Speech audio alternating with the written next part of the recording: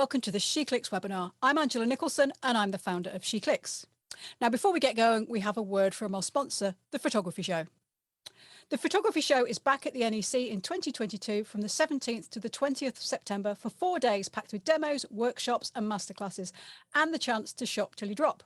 SheClicks will be there alongside 250 exhibitors, including the big brands, plus some fabulous independents selling new and intriguing gadgets. And we'd really love you to be there too. There'll be tons to see, buy and do, whether you're a beginner or an established pro. Tickets will be available from the end of April on photographyshow.com. And remember, if you're a professional photographer or videographer, you can apply for free entry. So thank you very much to the Photography Show. That's enough from me. It's time to hear from our speaker, Kathryn Chapman. Thank you. That's really kind of you. It's really lovely to be here. Thank you so much for asking me. Appreciate it. You're welcome. Okay, so over to you then. Thank you for joining tonight. It's really lovely to be here and to be talking to you all. And thank you for being here and giving up your time. So I want to speak to you tonight about the reflective power of photography and my passion for what I do and what I believe in and why I do it. I really believe that photographs have a really powerful and effective way of reflecting where we are, helping us to notice what's going on for us and what we might need and how we might change and do things differently as a result of that. This image here that I took of Hannah, it was one of those images that I'm sure a lot of us have had before. It's kind of like one of those in-between shots when you're doing a shoot and you're having a little break and suddenly you sense something and you pick up your camera and you take a shot. And I didn't compose this. I didn't ask Hannah to do anything different from what she was already doing. And when I saw this image, when I was looking through the gallery, I was really drawn to it and I continue to be drawn to it. It's a shot I took about 6-7 years ago, and it continues to be one of my favourite ones that I've taken ever. And what I noticed when I looked at it was what was happening in my body, what my reactions were, what I was sensing and feeling. And there were some quite strong emotions I was feeling. Sometimes when I looked at it, I would feel really happy, and sometimes I'd feel really thoughtful. And it started to help me to realise what I was seeing and how that was a reflection of what was going on for me. And the fact that it was so easy, to take this image was really easy, right? This is what really bugged me at the start, was why was it such an easy shot to take and such a good shot in my eyes, and how can I replicate that on, throughout a shoot, rather than just it would be the odd one in between, significant takes or whatever. So this was something that started to really intrigue me, and I wanted to experiment with what I was sensing, with my instincts about what I wanted to create, and kind of putting the pictures in my head to life, really. So I started experimenting with textures and wood. I went out into my local woods and picked bits of wood that I thought would be interesting, and worked with this lady Gabby on the right, and there were lots of different bits of wood. So we started, what I did with this shoot was I created the space that we were going to work with, got all the tools. We experimented with some makeup here as well, which I put on Gabby myself, and I just was instinctively shooting and creating in the moment with her. This is the same as I did with the other images here. So the one in the middle at the top, that's Josh. That was experimenting with flour, and that was a real just see what would happen. We had a black backdrop, one light I think, and we just threw some flour around to see what would happen, creating in the moment. The lady underneath Josh, Maria, I stopped her in the street and asked her if I could photograph her, and she had such an amazing energy, and I really wanted to be with her energy and see what would come out of doing a shoot with her creatively. And then this other image here is Hannah again, and she so happens to look a little bit like Audrey Hepburn, and so I wanted to shoot her for ages in this way. And we have a mutual friend who does hair and makeup, who used to work at the National Film Theatre, so she came in and helped us. And then I have another friend who made this lovely frock with Audrey's face all over it. So it kind of all fitted together. And I created these scenarios where I had a bit of an idea of, you know, what I wanted to use and how I wanted to use it. But in terms of, you know, the end product, I didn't know how it was going to turn out. You know, what do I want to create? And let's do that from a place of intuition and instinct. How do I want to express myself? And I created these things that I call boundaried freedom. So the boundaries and the structure to start a shoot and to begin to create, but then having the freedom within it to kind of play and be curious and do whatever we wanted to do.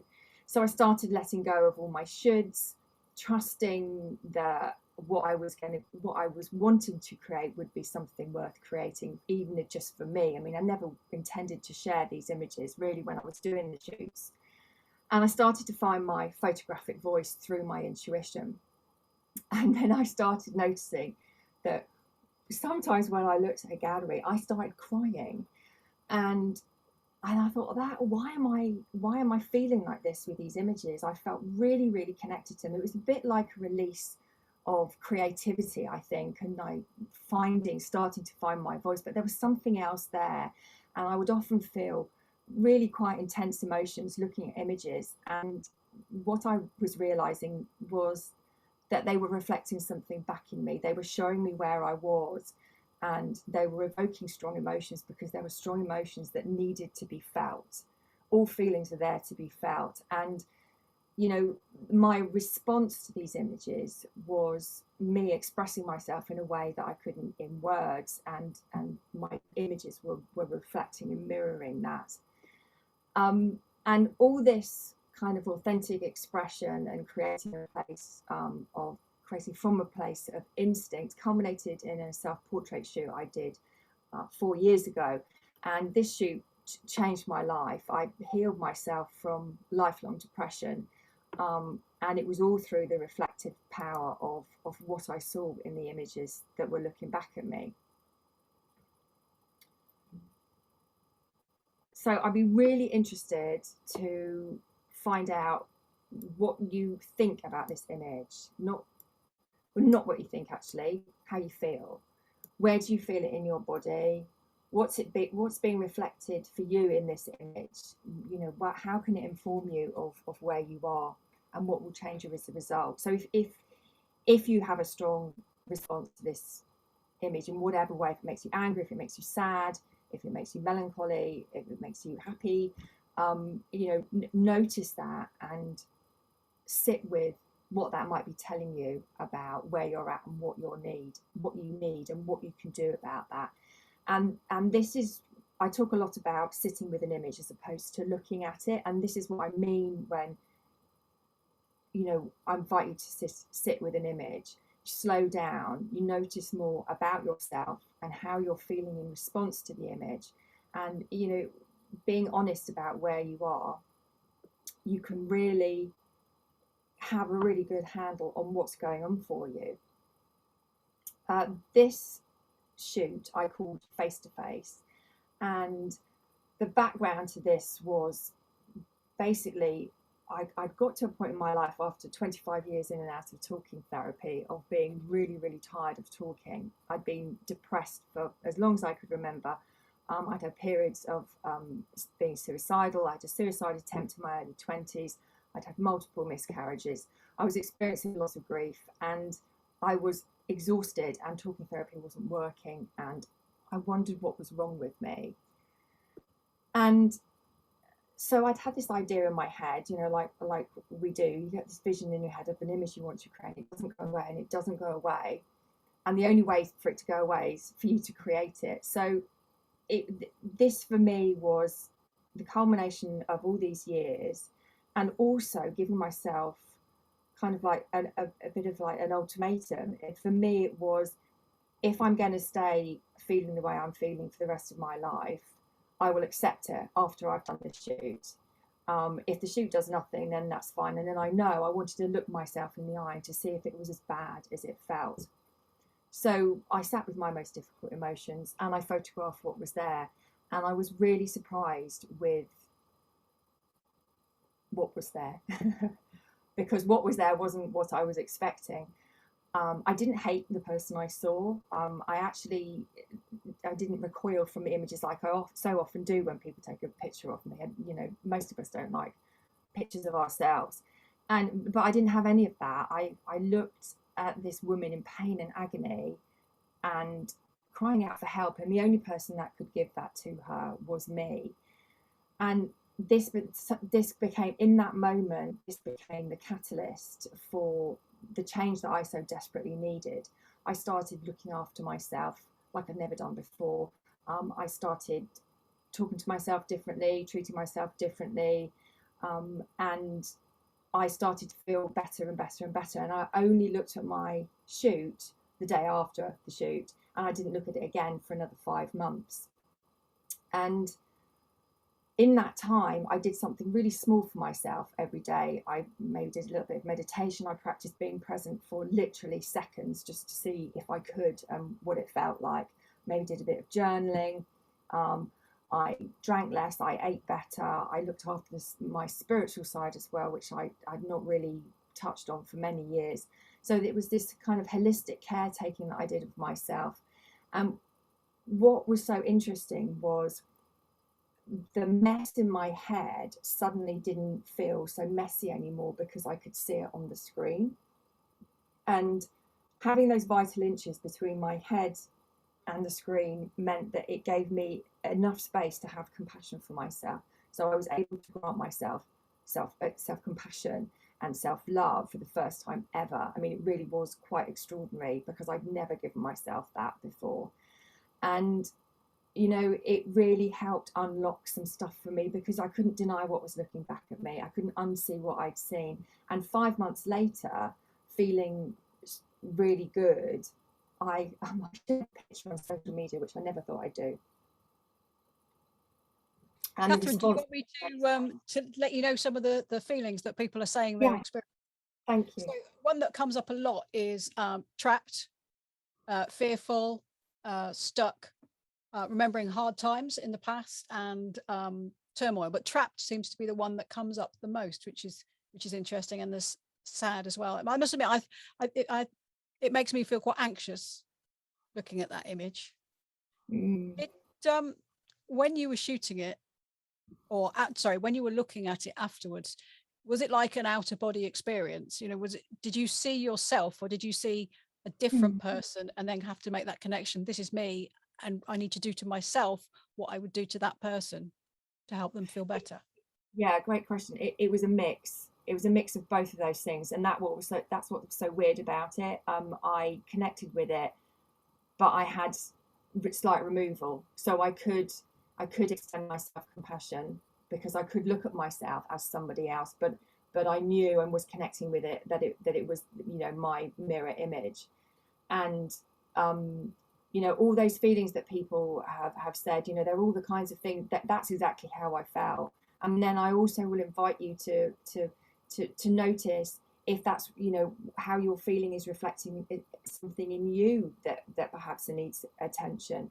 And that's what reflect, you know, when you really sit with images and you reflect on what is there, that's what they're so brilliant at, is to allow you to notice what's going on. And so this, because, you know, this is a picture of me, allowed me to notice everything that was going on for me in a really kind of quite in your face way, but in a very deep and transformative way, because my life has not been the same since. And I wondered after 5 months how, or if it's something that I could offer to other women, because I had such a great kind of life turnaround from this. I thought, is it something I could offer other women? I felt like I could hold that space. I felt, because I'd been through it, I knew exactly what it would be like and how I can make women feel, you know, safe and comfortable and not judged. And I put a call out in 2019 asking if people were interested, and I got an extraordinary response. And I spent, I think, most of 2019, if I can get next slide, there we go, photographing 23 women, taking them through the process and literally photographing them as they were speaking. There was no, I wasn't solving any of their problems. I wasn't trying to fix anything. All I did was hold space, and then in their images reflect back to them exactly who they are and parts of them who that that they perhaps couldn't see. So that each person's gallery, like my own, was multifaceted. So lots and lots of different emotions were expressed. And when you see yourself in that way, when you've got such a broad gallery, you can, it really aids self-acceptance, because you can see all these different parts of you and you can suddenly see that they're all valid and they all have a voice and they all need to be heard. And by me photographing my clients in this way, I'm bearing witness to them and I'm validating them just in that space alone. And then when they're looking at their pictures, they are then doing that for themselves. And that's a really powerful thing, because that's where meaningful change happens. And that's like what I said before, they can't deny what's in these pictures. They can't go, no, I look like a pile of crap. And I can go, well, no, look deeper. This is what is here. This is who you are. You're an amazing, powerful, strong woman. Most women don't know how powerful and strong they are. And this is what I want to do. I want to help kind of unlock that and show women their possibility and ask them to dig deeper and to know that they are worth everything. So it went really, really well. I got amazing feedback, better than kind of I could even dream. And all of them had a really good experience. It wasn't just a couple, all of them. That's what I found so astounding. And there's this one lady here I want to tell you a little bit more about. She's called Katie, and she said, I didn't find out until afterwards, but she said to her friend who was encouraging her to come and do this with me, she said to her friend, talking about my mental health and having my photograph taken are two of the things that I hate doing the most. So put them together, no chance. And so it took her a while for her friend to persuade her to come. But when she did come, she walked through the door, it was really obvious that she was ready to do it. And since then, she has, as the quotes show here, I hope you can read them, she really accepted herself, and now she's found her bold, she's reclaimed who she is, and she's doing things that she never would have thought possible. So she has an Instagram account called Katie Fights Mental Health, and she's got over 5,000 followers. She does lives on there. She never would have dreamt of doing that before. She's also spent the last couple of years campaigning her local council to open a youth group in her local area. So she's, by seeing her own possibility, by reclaiming who she is and being able to see her potential, it's allowed her, she stepped into her bold doing the shoot, and it's allowed her to be bold in other parts of her life. So by changing herself, she's changing, the world in her way. And this is why reflective photography and sitting and noticing what is here is so important and so powerful. And it's what we do as photographers. It's not just this kind of work. It's all types of photography that have this power. So going back to my face-to-face, that's what I called my shoot to start with, my barbed wire one. I called it face-to-face, and then about 6 months after that, I was feeling in such a good place. I decided I wanted to celebrate who I was, and Katie actually did a similar shoot to this with me, and I basically wanted to celebrate who I was, do something big and kind of free feeling. So I did 2 shoots on one day. So I did my parachute shoot in the afternoon, and the other shot in this picture is my inner critic. So the inner critic was still plaguing me quite a lot. So I decided to see if I could catch her out and meet her.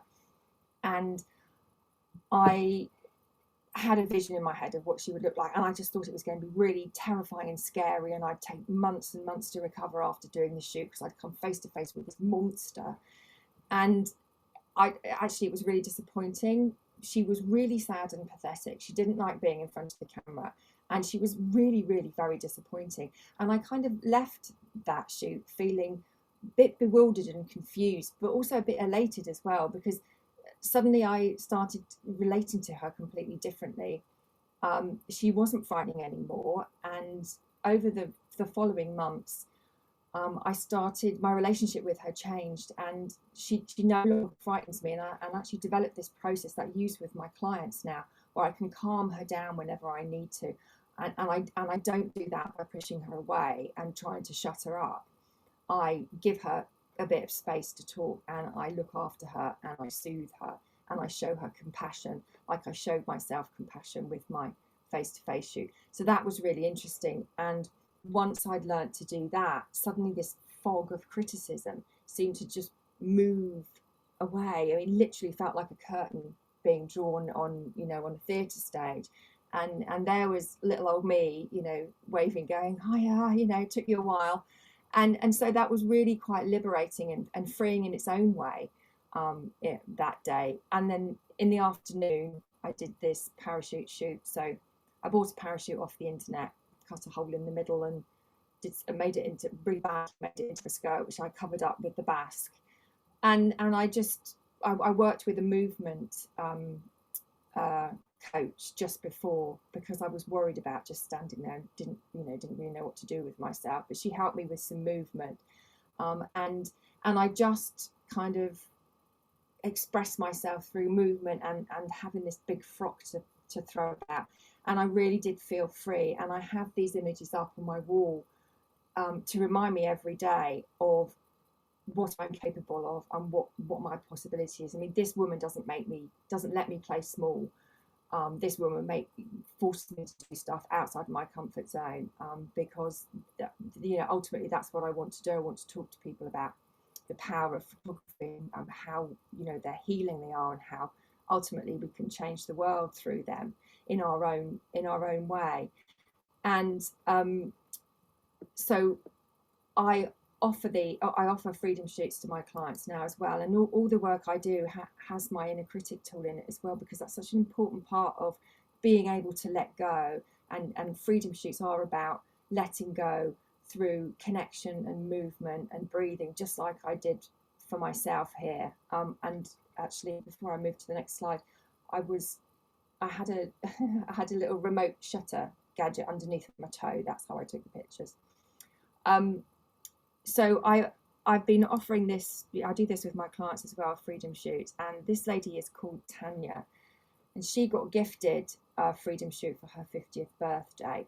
And I always love to do freedom shoots at dawn, because in the process of a freedom shoot, with the new day becomes new beginnings. And that's the kind of intent that I want to give my clients, that they're kind of emerging to a new part of themselves that they might not have known was there, they might not have seen before. And there's no looking at the camera, there's not much posing. It is a lot of movement and connection to each other, to ourselves, where we are, and to the elements. So it's really quite holistic and encompassing how I use whatever we've got, and we just improvise, and it's just using everything that we're sensing on the shoot, on the day, with the temperature and everything. I mean, this was quite a cold day, doesn't look it, but it was quite cold. And she wanted to do a shoot with her tattoo, her beautiful tattoo. And when we were doing after the shoots, I always do a gallery viewing, and that's where the reflection happens. So I choose the images, and that's a felt process as well, instinctively picking strong images, ones that I think that would really resonate with my client.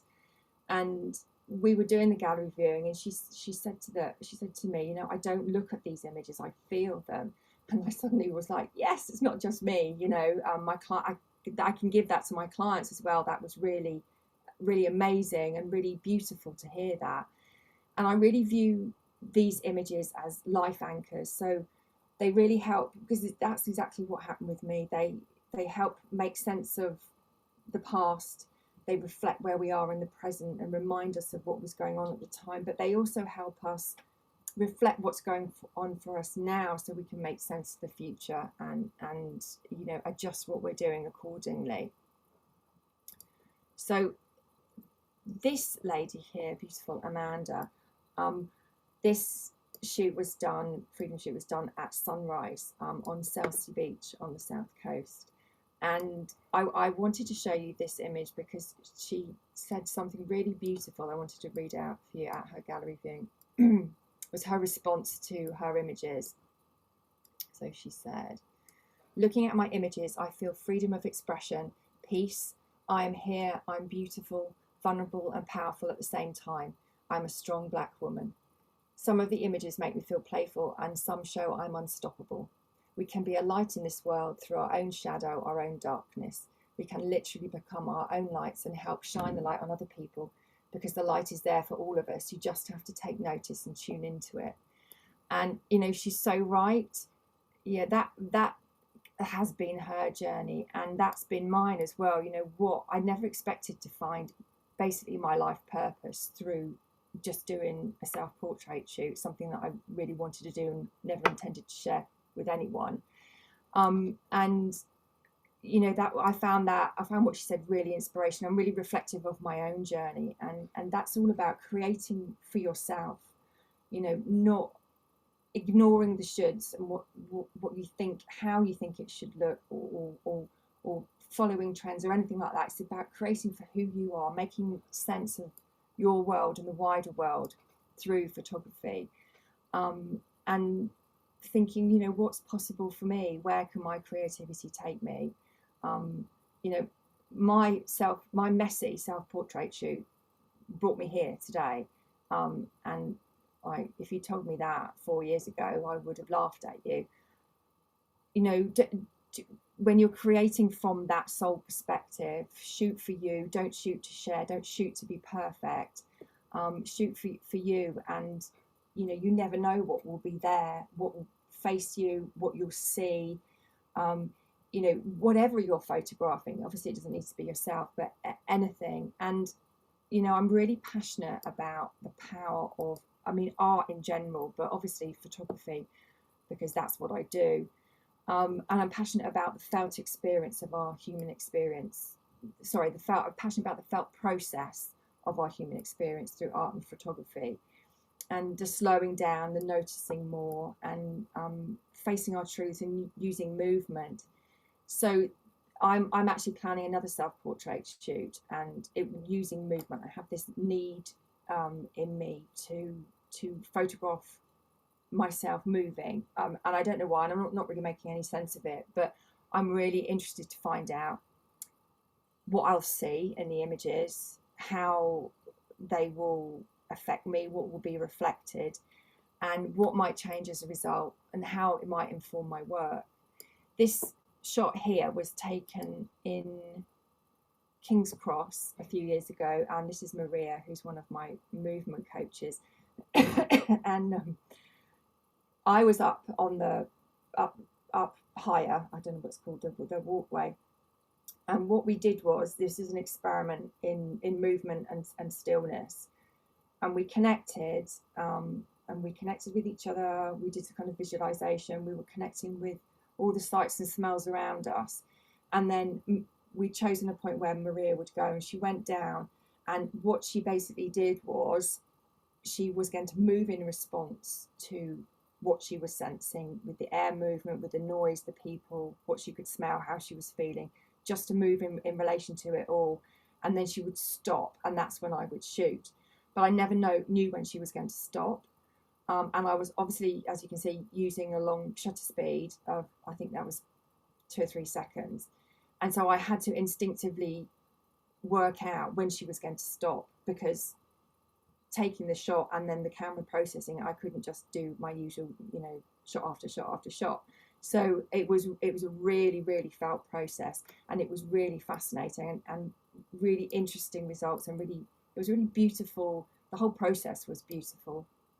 And you know, I love working with movement, and I'd love to know how this image makes you feel as well. So I mean, art is all around us, and it's an opportunity for us to slow down, notice more. And when we have a strong reaction to something, to be aware of that and notice what that's bringing up for us, what it's reflecting for us, and what we might need.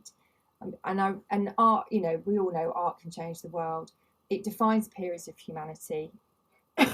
Art is the only thing that, well, one of the only things we've got from, you know, the cave times. Is what we save when everything else is getting destroyed. And I don't know if any of you saw yesterday that one of the directors at the Ukraine National Museum said, if our history and heritage are to survive, all art must go underground.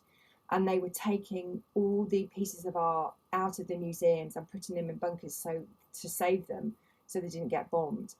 And that's what we do with art, and that's why art, all art, is important, including photographic art. It's how we make sense of ourselves. It's what we're part of as artists. And you know, when we create from emotion, we evoke emotion, and that's what's so powerful about it, is the felt process. When you really lean into what you're sensing that you want to create, and you listen to what your soul might be calling you to do, you know, you can't get it wrong. You can never get it wrong. And this sense of the felt process is something that I am doing, that some of you might be interested in participating in. I'm doing I've never done it before. I'm creating an online gallery called Felt Photographic, and the whole thing is created and curated from the felt sense. So from what I called it, to who's on the panel, to how they will pick images, and when I will post, all those kinds of things. So the idea is that it's a call out for photographers to submit, create images from a meaningful, emotional place that they are really, you know, that means a lot to them. Submit them, and they will then go, I'm going to share as many as I can to my stories, but then the gallery will be created from them, and I'm going to take the panel through a process of selecting theirs from the felt process. So they won't be allowed to say what they like or they don't like. They won't be allowed to critique. They won't be allowed to, you know, there's no scoring, there's nothing of that. It's all about, do they have a strong emotion, and what is that about? So that's coming up. I'm launching that on Monday, and the gallery will go live for a month. I think I'm doing it in May, and then during May I'm going to have a webinar where I'm going to get the panel to talk about images that have been submitted, and to talk about it from the felt sense. So in the same way, they won't be allowed to say what they like and dislike. All they'll be allowed to do is respond from that emotional place and say what it's bringing up for them, you know, sharing what they're happy to share, but talking about it from that emotional place, because I really feel that's why we create our art in the first place. That's our, I think for most of us, that's the bottom line. We create because we're compelled to create. There's things we want to capture because they mean so much to us, and when we come from that space, you can't get that wrong. So everything is welcome, and you know, particularly people who would like to enter, you know, an open call, but maybe they don't think their work is good enough or something like that. If they've got a strong bond to it, and then it will be celebrated in this gallery, and you know, whether it's part of the final selection or not, it doesn't matter, because you know, the final selection is just about the panel and kind of, you know, their felt response. It doesn't mean that they are the right ones to go in the gallery. It's just some that a load of people felt that they were drawn to. So if anyone's interested in participating, that would be lovely. And that's kind of it. That's me. Fantastic. Thank you very much. Brilliant. Good to see you again. There's a lot of people saying that they really feel that your images resonate with them and found them very powerful. Things like people saying things like, you know, they could look at them forever. Someone was saying that they can identify that sense, you know, when you go through something that doesn't affect other people, and they just carry on their normal lives, but you're sort of in this turmoil. She's really getting that sense from your image at the end there. It's really interesting. I love that. Thank you. Yeah. So we have a question, and obviously people have got opportunity now to type in more questions into the Q&A if you have them, or on Facebook. How do you guide your sitters towards expressing themselves in the way that you do? So there's a lot of pre-work that goes on before the shoot. So there's a lot. There's 4 or 5 Zoom calls that I have at about an hour each, where there are different stages. One of them is learning my inner critic tool, but there's also breathing and the movement and the connection. So I teach them that as well. And so the shoot basically is connection between us and our surroundings, and then the breathing, the movement comes in. So there's no staring at the camera. So it's the idea is that they come out of their head and they're focused on their body, and they're focused on their body through the breather, through the movement, which is propelled by the breathing. And when we get engrossed in movement in our body, we come out of our head completely, and that's where the magic happens. And there's a certain point in the movement where the most letting go happens, and those are the shots that will make me cry, when I know that I've captured the essence of my client, when she's just completely connected to herself and her surroundings. Absolutely beautiful. Do you use music at all? That's a great question. No. And the reason I don't is because I don't want it to be prescriptive. However, I am going to use it in my next self-portrait shoot. I'm going to do with and without, and see what difference that makes in terms of what happens and what I'm getting in the camera, because music is so emotive, and it could really, if my client is in a zone and then some music comes on and it switches her out of it, I can lose that connection and lose, all that we've built up to that point, because there is a journey on the shoot. The more that they do it, the more they get into it, and the more that the letting go happens, and the more that the jaw-dropping stuff happens. And some people, actually, I had a client last February, it took her 6 months to look at her images, because she connected so deeply with herself that actually, and she knew what was in there that was really powerful. I mean, they're absolutely, she looks incredible, and they're really, really powerful, moving images, some of them. And she knew that, and she wasn't ready to see that. So every client is different, and every client has a different journey.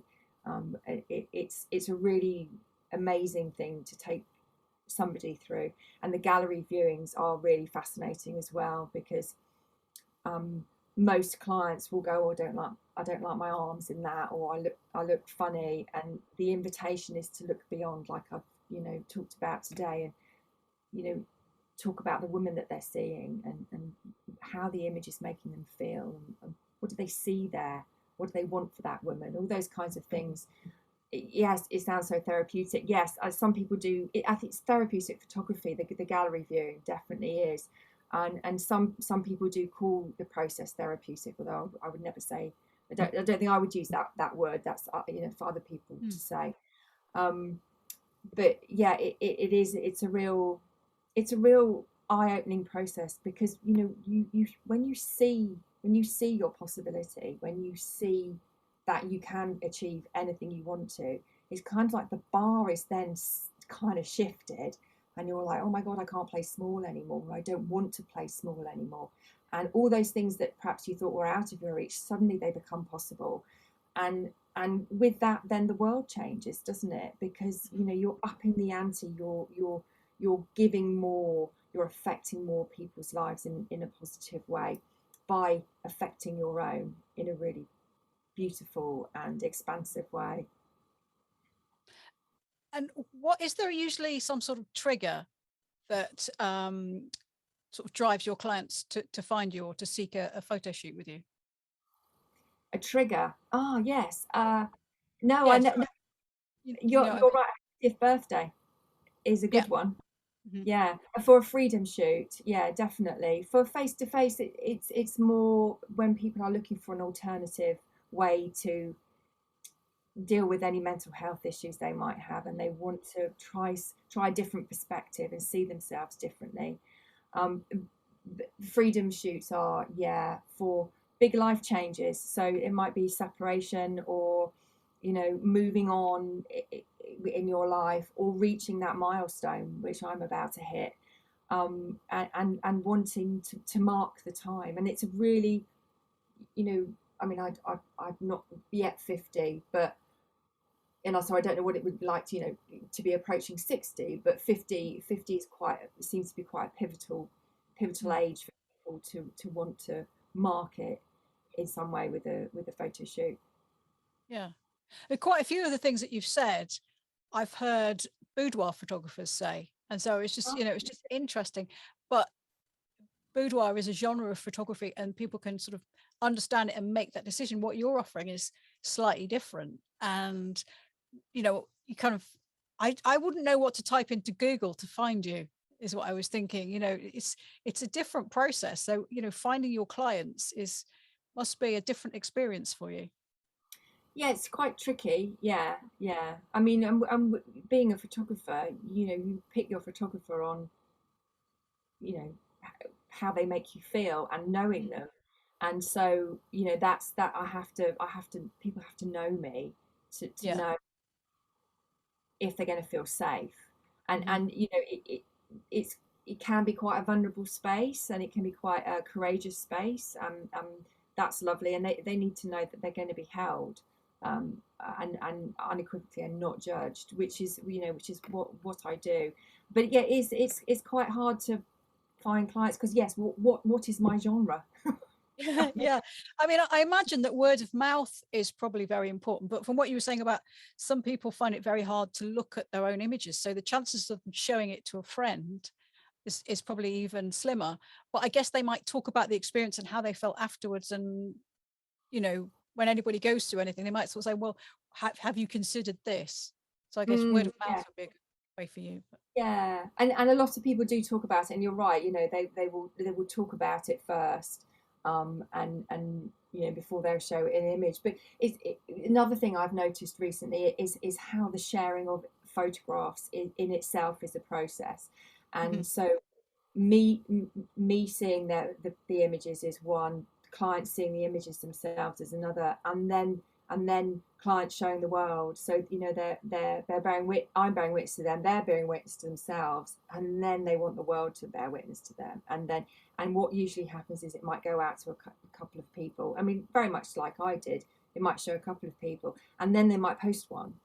And Mhm. so and it's each stage of that which is really interesting. That's just dipping the toe in the water of wanting to be seen and heard. And everyone's got different levels of that, and what they want. And out of interest, do you produce prints for people or are you talking entirely digital Oh, or I is it a do mix? print. Yeah, I do. Well, one of the things I do is little reflection decks with their cards as well, and questions that they can use for journaling. So they get some they can continue the deep connection with their images themselves, which is quite nice. Gives it a bit more longevity as well, and a Yeah. deep connection to that ongoing deep connection to their shoot. Okay, right. We have some more questions. Actually, the first one isn't a question, it's more of a comment, but I think it's a good one to share. This is so poignant and something that I'm passionate about. Absolutely stunning photos, an amazing sense of achievement for helping so many women, as well Yeah. as yourself. Well done. Love the images and the concept. Bravo. That's nice. Thank you Thank very you. much for that. All right, so this is a question. As you initially worked alone, how important do you think it is to work with others? Well, what does that mean? So initially you were doing self-portraits Oh, and right. then you moved on to working with other people. So, do you think that's an important aspect to your photography or perhaps even your mental health? Yes, I mean, I get as much out of my shoots as my clients do, and it's definitely the mutual journey and the connection I have. I mean, I say I fall in love with all my clients because I fall in love with their vulnerability and courage and their beauty and everything that they are, and it's really, really enriching. And I mean, freedom shoots, they just make my soul sing, and I absolutely love it. It's such fulfilling work. Yeah, the mutual journey is really, really important. And yeah, I think doing it with other people, just an extension of my own growth and learning, and it's how I make sense of my place in the world, through my photography and through connecting with other people, and reflecting back how amazing they are, because I Yeah. think that's one of the things I feel really passionate about. So many women don't know how astonishing they are, and really just kind of brush it aside. And with photography, you can go, no, no, no, no, no, look again. You can't deny this isn't you, and that's really powerful, and that's Yeah. really changing. It can be really transformational. And actually, it's interesting that sometimes the things that people dismiss are actually their real strengths, because they find it so easy and natural to them. They put no significance on it. Whereas Mm, somebody else kind of go, but you're amazing at that. And, no, it's just easy. I just do blah, blah, blah. I said, no, but you're brilliant at it. yeah, and actually, easy's good. Just Mm. because you're good at something doesn't, life doesn't Yeah. have to be hard all the Doesn't time. have to be difficult. Yes. No. Um, I'm just going to move my laptop so I can read this to the microphone. So the question I asked about music, and it was kind of connected. I have a similar thought to what this person is saying. She said basically that music will bring out emotions in her, but these emotions are a response to the music and might not be the real way I'm feeling, Mm. which is true. But though I was also thinking that sometimes people say they find a track and they feel like that music expresses what they can't say. Yeah, exactly. And like similar to photography, music will reflect stuff in us. It can also take you back somewhere or remind you of something. And I Yeah. think that's my hesitation, is I don't want to take you somewhere where you're not, or take you back somewhere that might be difficult. Of course, you pick the music, but you just never know what will happen. And I much rather work in the present. Okay. Yeah. There was a question, a couple of questions on the chat actually. All right. Um, Angela said, "Do you find clients mainly having difficulties about how they see themselves, or because of life events?" Mainly how they see themselves. Yeah, and how the life events will impact that. But it's always pretty much always the self. Yeah, yeah. And then Amanda's talking about, she did a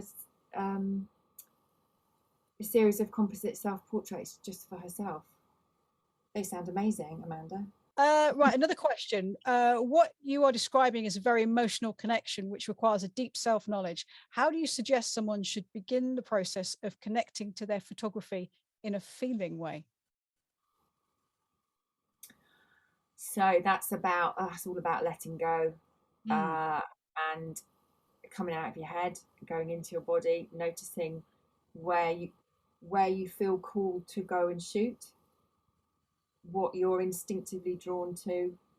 And I was doing a mindful photography day with a client on Saturday, and we were just stopping where she was drawn to, and then she was using, it was just her iPhone. She was then looking at what she wanted to photograph, and then brought her phone up and was moving it. And so I was saying to her, move, and we can do this with our bigger cameras, obviously, but just move until you feel it the most. And so it's about slowing down and noticing what's going on in your body and starting from there. And meditation can help with that, mindfulness can help with that. And if you don't know where to start, go and sit in the forest, or go and sit on a bench somewhere, and just notice what you're noticing, and start to have that level of awareness about what your body needs and where it's drawn to, what your instincts are telling you. So it's the felt process, and you can't get it wrong, and it means ignoring everything that you might have been taught already, and just trusting yourself that you are creative and whole, and you don't need anyone else to validate your creativity. You can do exactly what you want to. And so I don't know if that helps, because letting go can be extremely difficult when we're so conditioned to conform to rules and to do things in a certain way. And there's so many shoulds, and our inner critic will be giving us a hard time. So practicing the noticing is a great start. And also, I mean, there's so much going on in the world, and we hear about it so easily and so frequently now. It can be really hard to switch that off and sort of focus on yourself, center on what you're experiencing, what your feelings are. Yeah, and it's it's the place that we all need to begin, because if we can find peace in ourselves, then we can exude that peace elsewhere. And that's all of what mindful photography is about. It's slowing down, noticing more, and finding where we can find some peace and some calm, and look after ourselves in a way that we can then look after other people better. And by taking on the weight of the world, we're not helping the world. Yeah. Well, actually, that links really well to a question that someone else has asked, which is, do you ever take on the feelings of your client yourself and not know how to deal with those and how to shed them? Do you have someone to talk to and to reflect on how the feelings affect you? Yeah, no, I do know I don't take on my client stuff, and that's because of the work I've done on myself. What I find difficult about the process is the editing, because I am sitting with the images, and I have to time that. I have to really be aware of what's going on for me while I'm doing it, because if I'm sitting with a huge amount of images and really sitting with them, then stuff will be reflected for me. So I have to be aware and notice what's going on for me, what's being reflected back. And if I need to go and do something else and realign myself, then that's what I need to do. But I don't take on other people's I don't take on other people's stuff. And I'm grateful for that. But I do think it's because I know how to manage myself now, when I didn't for so long. Yeah, that does sound like an important step. What you've spoken about is about women, but do you ever work with couples? Oh, I haven't done. I think.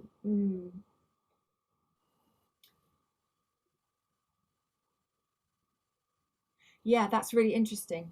No, I haven't, and I wouldn't mind giving that a go. That would be fascinating.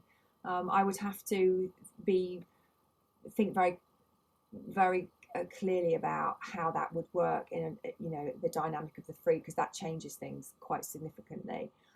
When I'm managing two people's letting go, or two people's emotions in one space, the dance then becomes much more complicated and intricate. Yeah.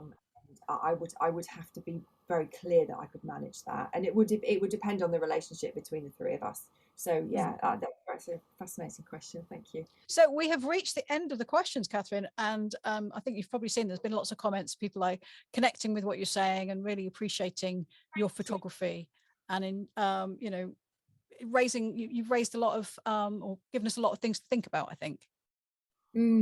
Yeah, thank you. I hope so. That's really nice, and it's been wonderful to hang out with you all. Thank you ever so much. Great. Well, thank you very much, and hopefully we'll get to meet at the photography show in September. Oh yes, that would be great. Okay, thanks very much. Enjoy the rest of your evening. Good night. Take care, everyone. Bye.